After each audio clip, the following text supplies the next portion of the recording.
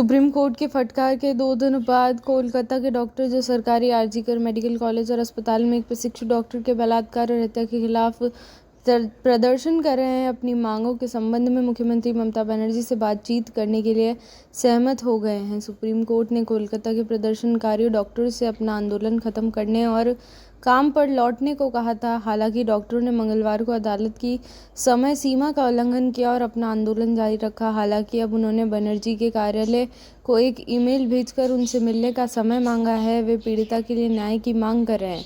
वे उन लोगों के लिए भी सजा चाहते हैं जिन्होंने अपराध को छिपाने की कोशिश की।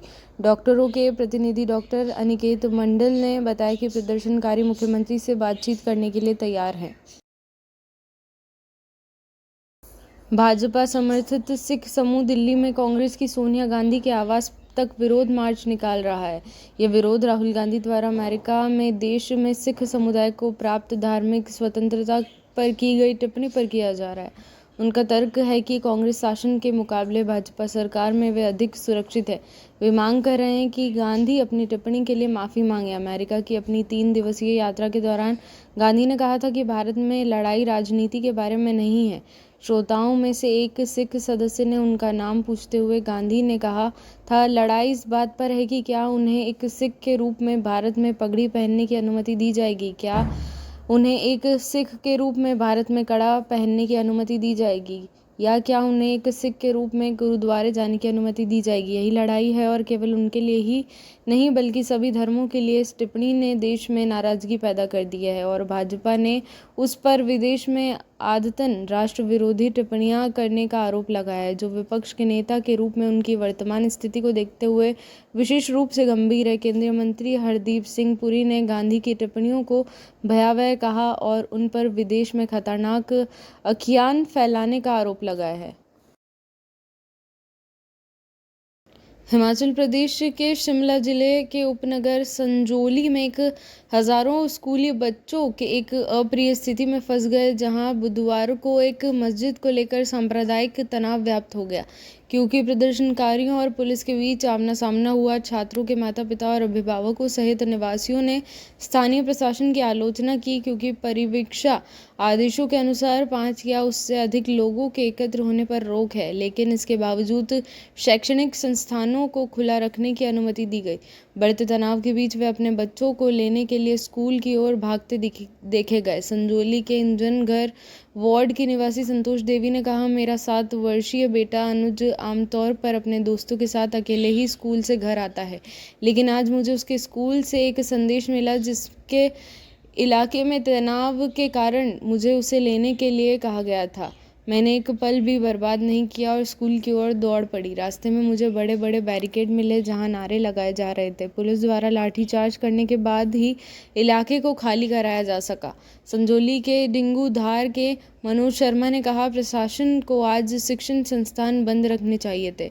ये उनकी लापरवाही है। बच्चों की सुरक्षा को खतरे में डाला गया। अधिकारियों में दूरदर्शिता की कमी है। यह तनाव सिर्फ 1-2 दिन में कम नहीं होने वाला है। अमेरिकी राष्ट्रपति कमला हैरिस और पूर्व राष्ट्रपति डोनाल्ड ट्रंप ने 5 नवंबर के चुनाव से पहले अपनी पहली और एकमात्र निर्धारित राष्ट्रपति बहस के लिए मंच संभाला। तस्वीरों के इस संयोजन में रिपब्लिकन राष्ट्रपति पद के उम्मीदवार पूर्व राष्ट्रपति डोनाल्ड ट्रंप बाएं और डेमोक्रेटिक राष्ट्रपति पद के उम्मीदवार उपराष्ट्रपति कमला हैरिस को नेशनल कॉन्स्टिट्यूशन सेंटर में एबीसी न्यूज़ के राष्ट्रपति पद की बहस के दौरान दिखाया गया है। हैरिस डेमोक्रेटिक उपाध्यक्ष, जो एक पूर्व कोर्ट रूम अभियोजक हैं, ट्रंप की स्पष्ट देनदारियों पर मुकदमा चलाने के लिए उत्सुक थी, लेकिन उन्हें मतदाताओं के सामने खुद को फिर से पेश करने का भी काम सौंपा गया था, जो अभी भी उन्हें पार्टी के राष्ट्रपति पद के उम्मीदवार के रूप में जान रहे हैं। ट्रंप जो अपने तस्वीरें राष्ट्रपति चुनाव के अब एक रिपब्लिकन हैं, हैरिस को एक बेपरवाह उदारवादी के रूप में चित्रित करने पर अड़े थे। दोनों अभियानों द्वारा तय नियमों के अनुसार कोई भी लाइव दर्शक मौजूद नहीं था और जब उम्मीदवारों की बोलने की बारी नहीं थी तो उनके माइक्रोफोन बंद कर दिए गए थे। सेना के विशेष बलों और जम्मू कश्मीर पुलिस ने कठुआ जिले के एक अभियान में 3 आतंकवादियों को मार गिराया। सूत्रों ने बताया कि अभियान जारी है। 2 आतंकवादियों के शव बरामद किए गए। अभियान में सेना की एक पैरा 22 गढ़वाल राइफल्स और केंद्र शासित प्रदेश की पुलिस के विशेष अभियान समूह शामिल हैं। जम्मू कश्मीर में मतदान 3 चरणों में होगा, जिसकी शुरुआत 18 सितंबर से होगी। इससे पहले आज जम्मू कश्मीर के अखनूर सेक्टर में पाकिस्तानी सेना की ओर से बिना उकसावे के की गई गोलीबारी में सीमा सुरक्षा बल का एक जवान घायल हो गया। भारत पाकिस्तान अंतर्राष्ट्रीय सीमा की सुरक्षा करने वाले बीएसएफ ने कहा कि जवान हाई अलर्ट पर हैं। यह सीमा लगभग 3,323 किलोमीटर तक फैली है, जो दोनों देशों को अलग अलग क्षेत्रों में विभाजित करती है, जिसमें तनाव और सुरक्षा चुनौतियों का स्तर अलग अलग है। राष्ट्रीय बाल अधिकार संरक्षण आयोग ने मदरसों के माध्यम से दी जाने वाली शिक्षा की गुणवत्ता पर चिंता व्यक्त करते हुए सुप्रीम कोर्ट में लिखित दलीलें पेश की हैं। एनसीपीआर ने इलाहाबाद हाई कोर्ट के उत्तर प्रदेश मदरसा शिक्षा बोर्ड अधिनियम 2004 को रद्द करने के फैसले को चुनौती देने वाले मामले में अपना बयान दाखिल किया है। अप्रैल में सुप्रीम कोर्ट ने हाई कोर्ट के फैसले पर रोक लगाते हुए तक कहा था कि हाई कोर्ट ने प्रथम दृष्टया अधिनियम की गलत व्याख्या की है और इस फैसले से करीब 17 लाख छात्र प्रभावित होंगे। आयोग ने कहा कि चूंकि मदरसे को शिक्षा का अधिकार अधिनियम 2009 के दायरे से छूट दी गई है, इसलिए वहां पढ़ने वाले सभी बच्चे न केवल स्कूलों में औपचारिक शिक्षा से वंचित है, बल्कि आरटीआई अधिनियम 2009 के तहत दिए जाने वाले लाभों से, जैसे कि मध्याह्न भोजन, वर्दी, प्रशिक्षित शिक्षक आदि से भी वंचित हैं। आम आदमी पार्टी ने 5 अक्टूबर को होने वाले 90 सदस्यीय हरियाणा विधानसभा चुनावों के लिए 11 उम्मीदवारों की तीसरी सूची जारी की। अरविंद केजरीवाल के नेतृत्व वाली पार्टी ने तीसरी सूची में रादौर से भीम सिंह राठी, नीलोखेड़ी से अमर सिंह, सराना से अमित कुमार, अटेली से सुनील राव और रेवाड़ी से सतीश यादव को मैदान में उतारा है। इससे पहले मंगलवार को आपने हरियाणा में आगामी विधानसभा चुनावों के लिए 9 उम्मीदवारों की दूसरी सूची जारी की, जबकि कांग्रेस पार्टी के साथ पार्टी की गठबंधन योजना पटरी से उतर गई। कुल मिलाकर आपने अपनी 3 सूचियों में अब तक हरियाणा में 40 उम्मीदवारों के नाम की घोषणा की है। जारी की गई पहली सूची में 20 नाम थे। हरियाणा में 90 सीटों के लिए 5 अक्टूबर को हो रही एक ही चरण में मतदान। वोटों की गिनती 8 अक्टूबर को होगी। आपने अपनी दूसरी सूची में सधोरा से रीतू बामणिया, थानेसर से कृष्ण बजाज, इंदर से हवा सिंह, रतिया से मुख्तियार सिंह बाजीगर और आदमपुर से भूपेंद्र बेनीवाल को मैदान में उतारा है।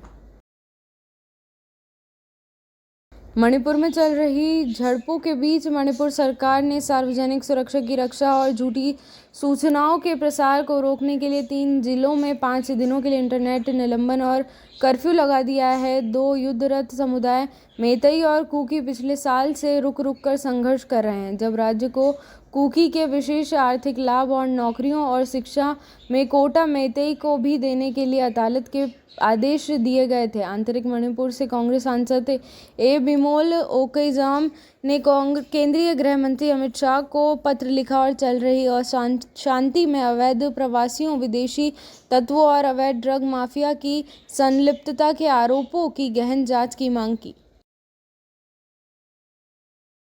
कैबिनेट ने आयुष्मान भारत प्रधानमंत्री जन आरोग्य योजना के तहत 70 वर्ष और उससे अधिक आयु के सभी वरिष्ठ नागरिकों को उनकी आय की परवाह किए बिना 5 लाख रुपए का स्वास्थ्य कवरेज प्रदान करने के लिए एक नए कदम को मंजूरी दी है।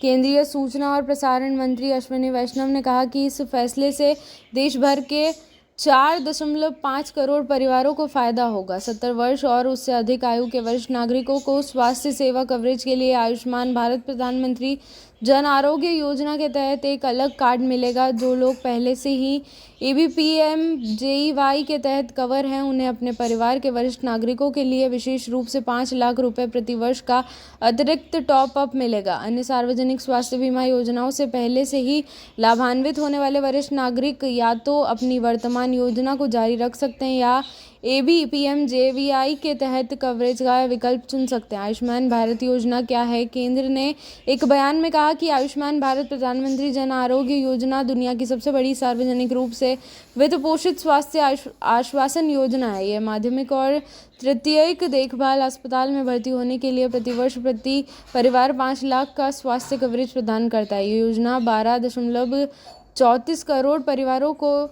55 करोड़ लोगों को कवर करती है, चाहे परिवार के सदस्य की उम्र कुछ भी हो। प्रवर्तन निदेशालय ने 6,498 करोड़ रुपए के पंजाब नेशनल बैंक धोखाधड़ी मामले में चल रही जांच के हिस्से के रूप में भगोड़े व्यवसायी नीरव मोदी की 29.75 करोड़ रुपए की संपत्ति को अस्थायी रूप से कुर्क किया है। ईडी ने एक बयान में कहा कि कुर्क की गई संपत्तियों में भारत में अचल संपत्तियां और बैंक बैलेंस शामिल हैं, जिसकी पहचान अपराध की आय के रूप में की गई है। मुंबई जोनल कार्यालय ने धन संशोधन निवारण अधिनियम 2002 के तहत कुर्की की पहल की। यह जांच भारत में सबसे बड़े बैंकिंग धोखाधड़ी में से एक के संबंध में केंद्रीय जांच ब्यूरो द्वारा दर्ज की गई प्रथम सूचना रिपोर्ट से उपजी है, जिसके कथित तौर पर नीरव मोदी और उनकी कंपनियों के समूह द्वारा अंजाम दिया गया था।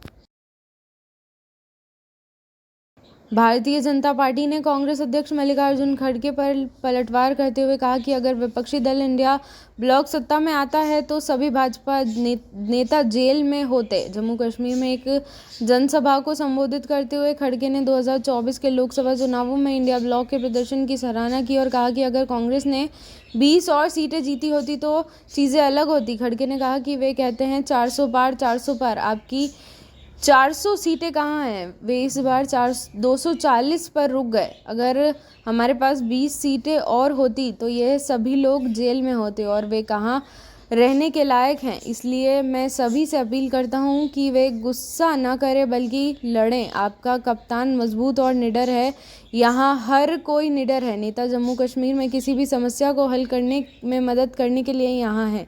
हमें जीतने की ज़रूरत है, हमें एक साथ लड़ने की ज़रूरत है, लेकिन लड़ते समय हमें एक दूसरे पर आरोप नहीं लगाना चाहिए, कांग्रेस प्रमुख ने कहा।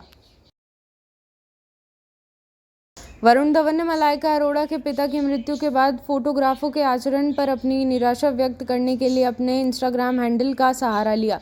अभिनेता ने कहा कि पेशेवर मांगों के बावजूद एक शो का कुल परिवार और रिश्तेदारों पर कैमरा इंगित करना असंवेदनशील था। रेडिएटर्स ने उनके पोस्ट पर प्रतिक्रिया दी है और संवेदनशीलता की कमी के लिए पेपराजी को बुलाया है। वरुण की पोस्ट में लिखा है, शोक मना रहे लोगों के चेहरे पर कैमरा इंगित करना सबसे असंवेदनशील बात है। सोचो कि आप लोग क्या कर रहे हैं या ऐसा करते समय कोई क्या कर रहा है। मैं समझता हूँ कि यह काम है, लेकिन कभी कभी दूसरा इंसान इससे सहमत नहीं हो सकता। अभिनेत्री मॉडल मलाइका अरोड़ा ने अपने सोशल मीडिया हैंडल इंस्टाग्राम पर लिखा, हमें अपने प्यारे पिता अनिल मेहता के निधन की घोषणा करते हुए बहुत दुख हो रहा है। वह एक सज्जन आत्मा, एक समर्पित दादा, एक प्यारे पति और हमारे सबसे अच्छे दोस्त थे। हमारा परिवार इस नुकसान से गहरे सदमे में है और हम इस कठिन समय के दौरान मीडिया और शुभचिंतकों से गोपनीयता का अनुरोध करते हैं। हम आपकी समझ, समर्थन और सम्मान की सराहना करते हैं। रक्षा मंत्रालय ने पनडुब्बियों पर हमला करने की क्षमता वाले मानव रहित जहाज़ों के लिए नौसेना की 2,500 करोड़ रुपए की योजना को मंजूरी दी। प्रधानमंत्री नरेंद्र मोदी की अध्यक्षता में केंद्रीय मंत्रिमंडल ने 2 वर्षों में 2,000 करोड़ रुपए के परिव्यय के साथ मिशन मौसम को मंजूरी दी।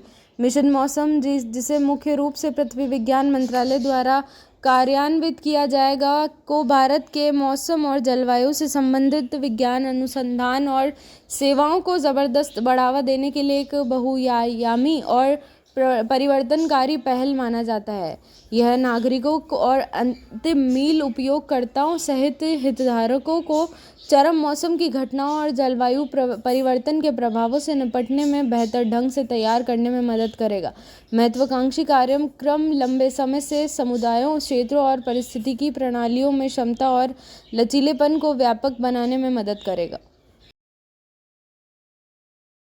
ऑस्ट्रेलियाई वायुसेना प्रमुख एयर मार्शल स्टीफन चैपल ने आज दिल्ली में एडमिरल दिनेश के त्रिपाठी सीएनएस के साथ बातचीत की और सहयोग बढ़ाने तथा साझा रणनीतिक लक्ष्यों पर चर्चा की। प्रधानमंत्री नरेंद्र मोदी की अध्यक्षता में केंद्रीय मंत्रिमंडल ने देश में इलेक्ट्रॉनिक मोबिलिटी को बढ़ावा देने के लिए PM electronic drive revolution in innovative vehicle enhancement scheme नामक योजना के कार्यान्वयन के लिए भारी उद्योग मंत्रालय के प्रस्ताव को मंजूरी दी है। इस योजना में 2 साल की अवधि में 10,900 करोड़ रुपए का परिव्यय है। E2W, E3W, ई एम्बुलेंस, ई ट्रक और अन्य उभरते ईवी को प्रोत्साहित करने के लिए 3,679 करोड़ रुपए की सब्सिडी मांग प्रोत्साहन प्रदान किए गए हैं। यह योजना 54.79 लाख E2W, 3.16 लाख E3W और 14,028 ई बसों का समर्थन करेगी। MHI योजना के तहत मांग प्रोत्साहन प्राप्त करने के लिए ईवी खरीदारों के लिए ई वाउचर पेश कर रहा है। ईवी की खरीद के लिए समय योजना पोर्टल खरीदार के लिए आधार प्रमाणित ई वाउचर तैयार करेगा। ई वाउचर डाउनलोड करने के लिए एक लिंक खरीदकर के पंजीकृत मोबाइल नंबर पर भेजा जाएगा।